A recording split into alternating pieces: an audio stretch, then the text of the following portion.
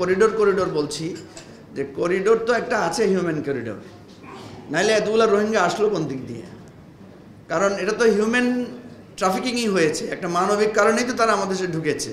কোন রাস্তা দিয়ে ঢুকলো এবং এই মানবিক দরজাটা তো কোনো না কোনো জায়গায় আছে। এই মানবিক জায়গা দিয়ে আরও কিছু জিনিস আছে, সেটা হচ্ছে ইয়াবা, এটাও এক ধরনের মানবিক সাহায্য আমাদের প্রতি। সুতরাং এই জাতীয় অসুবিধা সেখানে আছে।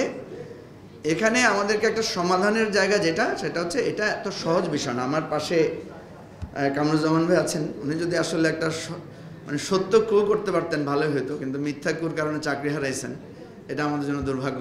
এরকম একটা ফ্যাসিস্ট সরকারের সময়ে তো উনি কিন্তু চমৎকার করে বলেছেন যে এইটা একটা ঐতিহাসিক সমস্যা।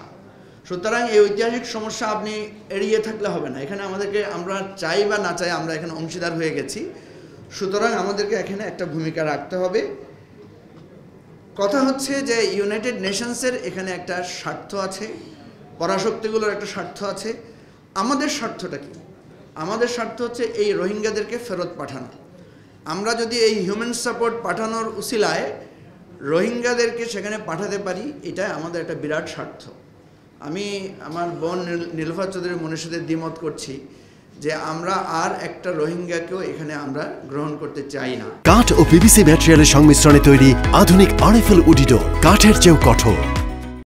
কারণ এই দুইটা, আপনি জানেন যে আমরা কামিনী রায়ের একটা লেখা আমরা সবসময় পড়তাম, আপনারে লয়ে বিব্রত রহিতে আসে নাই কেউ অবনী পরে, সকলের তরে সকলে আমরা প্রত্যেকে আমরা পরের তরে।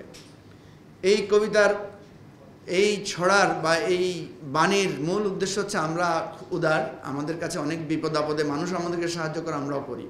কিন্তু আমাদের নোয়াখালীর ভাষায় একটা কথা আছে, খুব খারাপ কথাটা, এখানে নোয়াখালীরা যারা আছেন তারা ভালোটা বুঝবেন।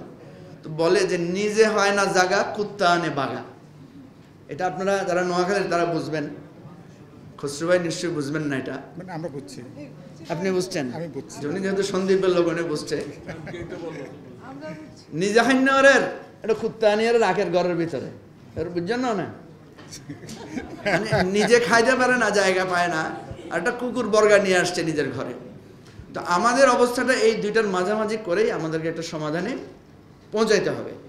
তো আমি জগলুল হাসান যে কথাটা বলেছেন সেটাকে আমি রেফার করি এবং আমি দাবি করছি প্রফেসর ইউনুস আমাদেরকে ক্লিয়ার করেন যে আসলে আমরা কোনটা নিয়েছি। এটা কি হিউম্যান চ্যানেল?